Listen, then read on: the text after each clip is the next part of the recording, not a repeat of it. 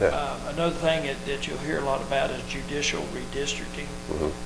In Kentucky, right now every 10 years the Constitution requires that we redistrict every, congressional redistricting, state representatives, state senators, even all your local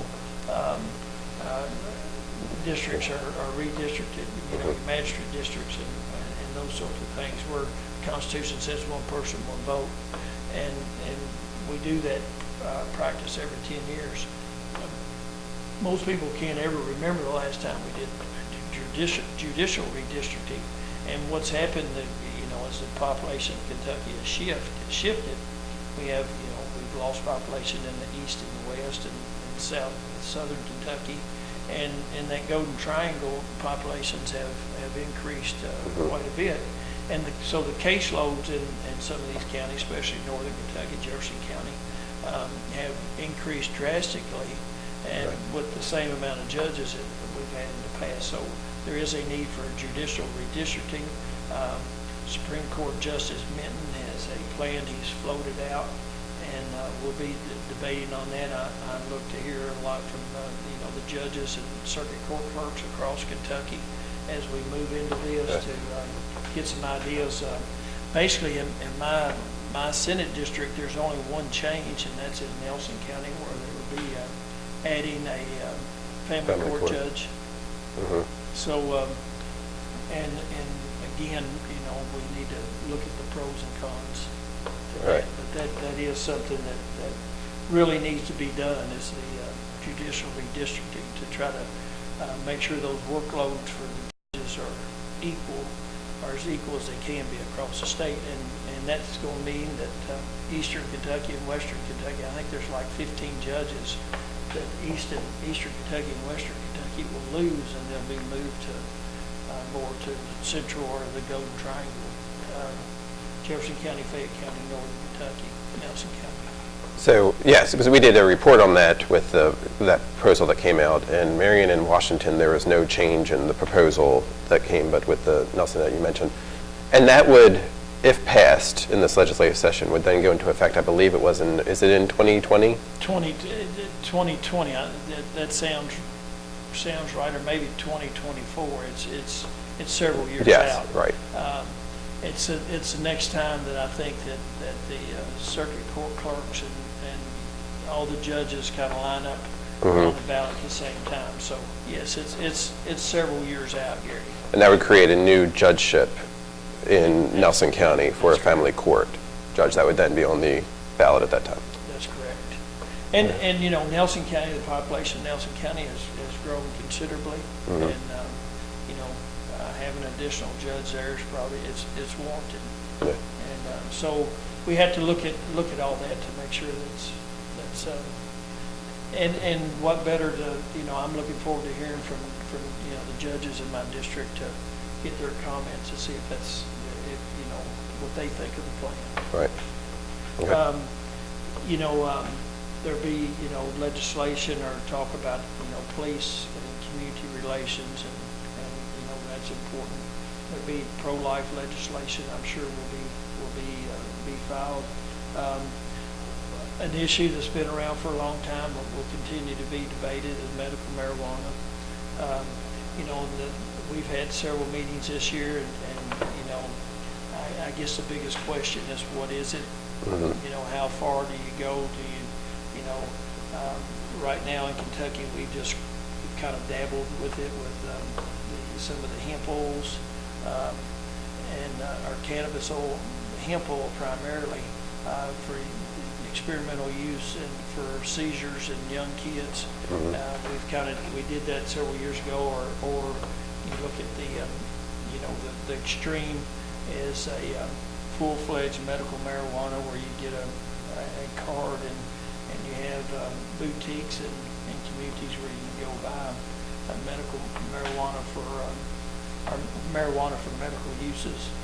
So that debate continues. I think Kentucky will pass some medical marijuana legislation, but the big question is, what does it look like? What is it? And that's been that's really been toughest part was trying to figure out, you know, how far reaching will it be. Right. You know, you mentioned right to work, and that's an issue that allows members of, right now, if a person goes to work for a company that has a union, they are required to belong to that union and right to work. I don't want to oversimplify it, but just it says that, you know, the person doesn't have to join the union as a qualification to work with that company. Transportation issues, you know, our gas tax has fallen from 32.5 cents a gallon down to 16 cents a gallon, and or now down to 26 cents a gallon. Excuse me, I got my 60s mixed up. And when I say tax, you know, it's really a user fee. When you stop at the gas station to get your gas, you're paying 26 cents a gallon to the state of Kentucky, 18 cents a gallon to the federal government. I kind of look at it as you're paying a toll to drive on our Kentucky roads, and probably the number one call that I get from constituents is, when you gonna fix this road? And you know, it takes money to do that, and so, you know, we'll be looking at trying to get some additional money into our transportation budget. You know, let's see. I guess there's also always a bunch of constitutional amendments floating around. This year, there's constitutional amendments for elections. There's a group that, or there's this school of thought that to move the governor's race to the same year or on the same ballot with the presidential race. You know, last year we had our gubernatorial race in Kentucky had less than 30% of the citizens in Kentucky that actually participated in that race, which is not very good. And it is expensive. We would save money by eliminating that off-year race for the governor, moving it to the presidential year, and we would have more voter participation if we did that. So you can, you know, you'll hear a lot of talk about amendment for that. There's proposals on amendments to change our way we do our property tax. There's a group that wants to be able to have a homestead exemption for those that are 100% veterans who are 100% disabled. That takes a constitutional amendment.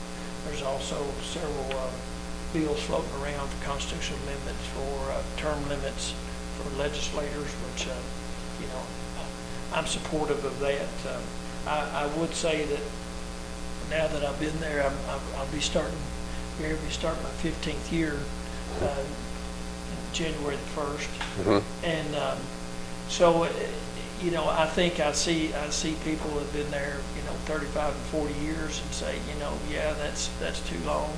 I don't know that 15 years is too long. One of the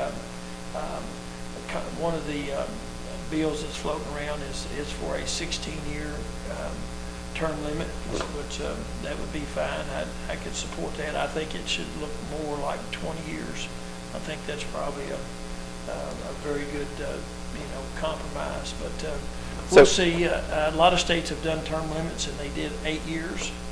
And you know, 8 years is you know, really not very long. If it were 16 years, for instance, and your term wasn't up, you would still complete your term, right? Right. You would complete your term. Yeah. And most likely, you know, there's no promise for tomorrow. You know, I don't know who'll be sitting in this seat next week. You know, we just don't know. But if the good Lord's willing and I'm around, you know, I plan to run several more times and would like to stay. But again, you know, we as this last election showed you, you know, I serve at the will of the people, and as long as they'll allow me to stay, I do plan to stay for quite a while longer. There's also, you'll hear about convention of states in Kentucky. There's a group that would like to see us ratify that we would participate in a convention of states. I think 34 states had to ratify that before they could do it. It's an Article 5 constitutional convention, and there's people that argue on both sides of that. There's people that say we need to do an Article 5 constitutional convention, and then there's those that are afraid that if we do it, it'll be a runaway convention and get into a lot of other issues other than what was set forth in the and basically what the folks that are supporting the Article 5 constitutional convention at the federal level, they want to see term limits, a balanced budget amendment, and also looking at the electoral college versus a popular vote. Those debates are out there, and we'll continue to hear about those as we go forward.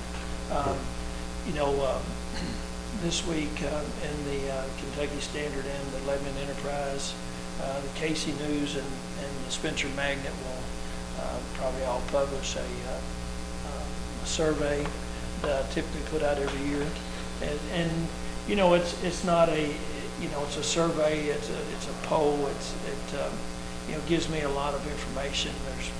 I get a lot of good positive feedback from folks about the issues and a lot of comments, and it's good to get it. It's not it's not truly a poll because last year I didn't get that many of those back. I probably wasn't a whole lot over 100 that I got back last year. So it's not technically a poll. It really doesn't tell me how I guess it's really not statistically correct. But it does give a lot of people an opportunity to comment to me, and I read every one of those and take those very seriously. So that will come out and then have an address where to send that to. Also have a prayer breakfast that we do every year. That's coming up on January the 7th at 8 a.m. at the Lebanon United Methodist Church. That's the Josephine Knuckles be the 15th annual prayer breakfast, and so that will be this year. And then also I'll have legislative coffees on January the 9th at 8 a.m. in Barstown at the old courthouse. January the 10th in Spencer County at the Chamber of Commerce. January the 11th here in Marion County at the Chamber of Commerce, and January the 12th in Casey County. And those are all at 8 o'clock except the one here in Marion County. I think it's at 7:30. The one in Casey County is at City Hall. And then you'll see Representative McCoy will publish his coffee with Chad, taking over after our friend David Floyd. We had the famous Coffee with Dave, and he will continue that Coffee with Chad. And I plan to be at each of those also. I might have a couple of them that have a conflict with that I can't attend, but I will make an effort to be at every one of those. And I guess that's a good segue into wishing David Floyd and Terry Mills the best of luck as they go forward, and I know both of them will enjoy their retirement. Both of them did a great job in the Kentucky General Assembly, and I will miss them both. They've been great allies, and they've worked. Terry Mills and I have worked together on issues in Marion County, and Representative Floyd and I have worked together about concerning issues in Nelson County. And I will continue that work with the two new guys that come in to replace them. Representative Reed that'll be in Marion County, and Representative McCoy now in Nelson County. So look forward to working with those guys, but primarily I just wanted to give a shout out to Terry Mills and David Floyd and thank them for their service to the Commonwealth, and what a great job they've done. They leave big shoes to be filled, and I will certainly miss them. And if you run into these guys, if the listening audience run into them, be sure to thank them for their service to the Commonwealth. And like I said, they they went beyond the call of duty on many issues. So I thank them for that. And I guess in closing, you might have a question for me, but one of the best tools we have in Frankfort is our legislative message line. If you want to jot this number down, I know Gary's real good about running it across the bottom of the screen when he airs his interview, but it's 1-800-372-7181. 1-800-372-7181. You simply call, and you don't have to know the number of appeal if you call about tort reform, tax reform, and our charter schools. And we kind of, I don't know how I skipped over charter schools, but we need to go back and discuss that. But feel free to call in and let us know what your opinion on issues are. It's very important that I hear from you, and I thank you for that. And somehow, looking at my notes, I missed charter school. We mentioned it early on. And there is a lot of concern about charter schools, how it will affect rural communities. And probably the charter school bill that we pass will primarily deal with Jefferson and Fayette County. And, it's one of those things that's not a lot of people know about. And it is a concern to some school districts and superintendents. But my goal is to, to help Jefferson and Fayette County. Jefferson County charter schools have in other states, and Kentucky is only one of a few states that don't have charter schools. In other states where they have what we call in Kentucky priority schools, and in Kentucky we have 30 priority schools, and that's just a little better word than failing schools. We have 30 schools that are failing in Kentucky, and and 16 of those, 16 of the 30 are in Jefferson County, and Jefferson County needs some special attention to help these failing schools, help these students, whatever it is, and that's what charter schools does. It goes in and it evaluates what the students need, and it throws all the rules out the window.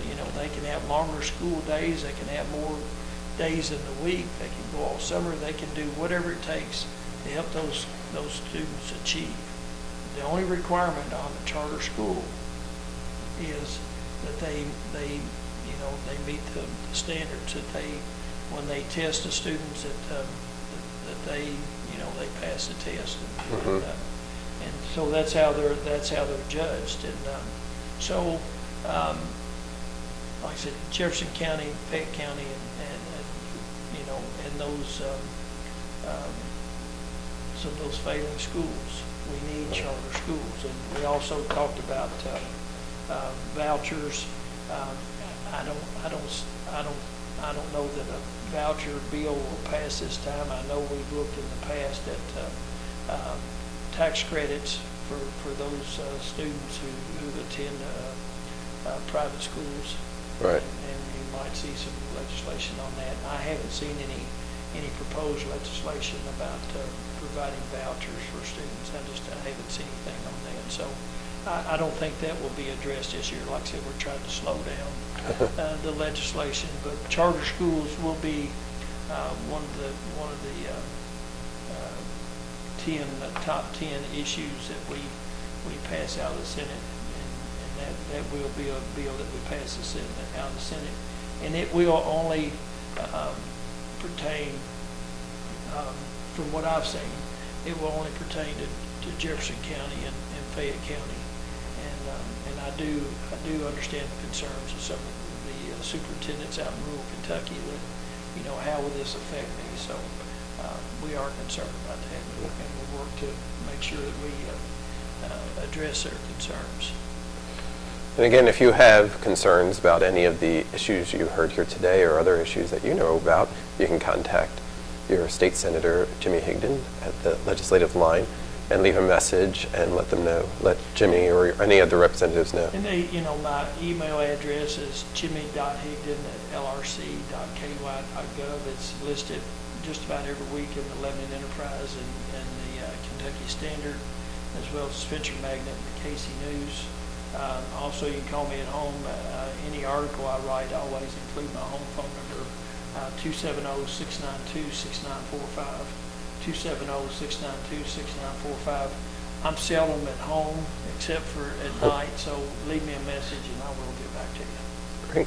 Okay, I've been talking with State Senator Jimmy Higdon. This is Gary White for Channel 6 Television. And Gary, Happy New Year to you. Absolutely, to you too. Happy New Year to all your listeners. And thank you for all that you did in 2016. I look forward to working with you in 2017. Thank you. Thank you.